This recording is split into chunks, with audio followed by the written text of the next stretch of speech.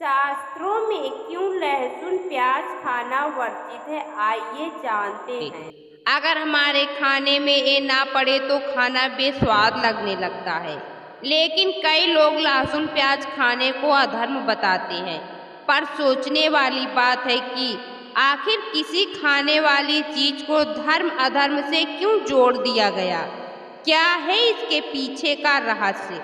ये बात तब की है जब अमृत पाने के लिए देवता और असुर साथ मिलकर समुद्र मंथन कर रहे थे। समुद्र मंथन के बाद जब उससे अमृत निकला तो उसे पाने के लिए देवताओं और असुरों में झगड़ा होने लगा, जिसे सुलझाने के लिए और देवताओं को अमृत पिलाने के लिए भगवान विष्णु एक परम सुंदरी स्त्री मोहिनी का रूप लेकर आए। कहते हैं मोहिनी की खूबसूरती ऐसी थी कि जो भी उन्हें देखता वो सब कुछ भूल जाता था, और इसी बात का फायदा देवताओं को हुआ। मोहिनी की सुंदरता देखकर असुर खुद पर काबू नहीं रख पा रहे थे और उन्होंने मोहिनी से पूछा, आप कौन हैं सुंदरी? लगता है आप ही हमारे इस झगड़े का निपटारा करा सकती हैं। तब मोहिनी ने कहा, अच्छा होगा अगर आप लोग इसे खुद ही आपस में बांट लें। लेकिन मोहिनी की सुंदरता का जादू सभी के सिर चढ़कर बोल रहा था। असुर इस बात पर डट गए कि अब आप ही के हाथों से हम इस अमृत को ग्रहण करेंगे। देवताओं और असुरों को अमृत पिलाने के लिए मोहिनी ने उन्हें एक लाइन में खड़ा कर दिया और सबसे पहले देवताओं को अमृत पिलाना शुरू किया। लेकिन तभी असुरों की लाइन में स्वरभानु नाम के राक्षस को विष्णु जी के मोहिनी रूप की सच्चाई पता चल गई और वो वेश बदलकर देवताओं की लाइन में आकर खड़ा हो गया। जैसे ही मोहिनी उसे अमृत देने के लिए आगे बढ़ी, स्वरभानु का सच सबके सामने आ गया। ये देखकर सभी देवता गुस्से से आग बबूला हो गए और तब क्रोध में आकर भगवान विष्णु ने अपना सुदर्शन चक्र स्वरभानु पर छोड़ दिया, जिसकी वजह से उसके शरीर के दो हिस्से हो गए। शरीर कटने के बाद उसका सिर वाला भाग राहु कहलाया और धड़ वाला भाग केतु, जिन्हें हमारे शास्त्रों में छाया ग्रह कहा जाता है। इतना ही नहीं, स्वरभानु का जब शरीर कटा तो उसके खून की बूंदें धरती पर गिर गई थी और इन्हीं बूंदों से लहसुन और प्याज की उत्पत्ति हुई। कहते हैं इसीलिए लहसुन प्याज से हमेशा तीखी सी गंध आती रहती है। इतना ही नहीं, मान्यताओं के अनुसार इसे मांसाहारी की श्रेणी में रखा जाता है और यही वजह है कि शास्त्रों में इसका सेवन करना अधर्म माना जाता है।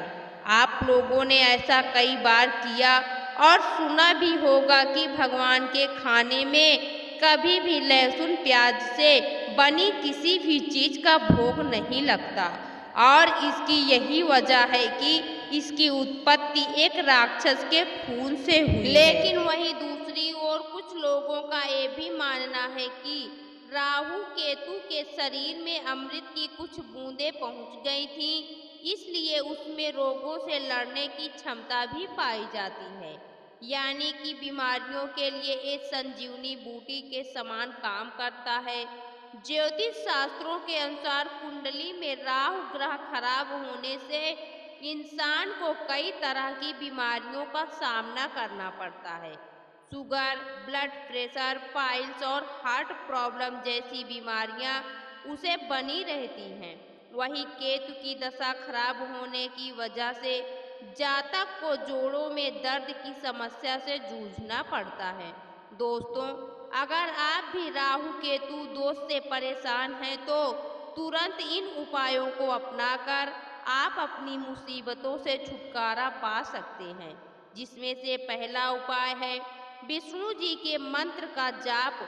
अगर आप इस दोष से मुक्ति पाना चाहते हैं तो ओम नमो भगवते वासुदेवाय नमः इस मंत्र का 108 बार जाप करें। सुबह स्नान आदि करने के बाद भगवान विष्णु की पूजा करें और उनसे प्रार्थना करें और इस मंत्र का जाप करें। आपकी बीमारियां जल्दी ही ठीक हो जाएंगी।